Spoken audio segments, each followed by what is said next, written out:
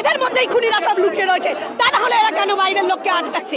আজকে একটা ছাত্রী স্টুডেন্ট এইভাবে মারা গেছে, যাকে 22-23 বছর অব্দি বাবা মা বড় করেছে, একটা এমনি ডাক্তার হয়েছে, সমাজে একটা জায়গা তৈরি করেছে, তাকে আজকে এইভাবে মেরে ফেলা হলো। এই রাজ্যিকর হসপিটাল থেকে, এনআরএস থেকে, পিজি চোখের দালাল আর ক্রিমিনালে ভর্তি থাকে হসপিটালের ভিতরে। সিভিক পুলিশ মানে কি? সিভিক পুলিশ মানে হচ্ছে রেজিস্টার্ড ক্রিমিনাল। সেই রেজিস্টার্ড ক্রিমিনালগুলোকে ছেড়ে দেওয়া হচ্ছে সাধারণ মানুষকে হয়রান করার জন্য। ডাক্তার থেকে শুরু করে সব প্রত্যেকটা ভালো মানুষকে এরা হয়রান করে বেড়ায়।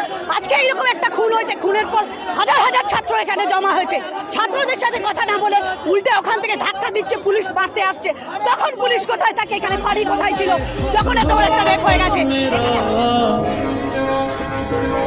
तेरी यादों में रहूं, तेरे ख्वाबों में जगूं, मुझे ढूंढे আমাদের আরজি করে ঘটনার জন্য, ভিন্ন ঘটনার জন্য সবাই হচ্ছে যে যেমন প্রতিবাদে মুখর হচ্ছে, একই সঙ্গে ভাতারের এই যে ঘটনা ঘটেছে, যেখানে পুলিশ রক্ষকই ভক্ষক হতে চাইছে, সিভিক পুলিশ সে হচ্ছে যে মত্ত অবস্থায় আমার মহিলা চিকিৎসকের উপরে মাঝরাত্রিরে চড়াও হচ্ছে এবং বলছে যে হচ্ছে যে আরজি করে ঘটনা দেখেছেন তো ওই রকম করে দেবো।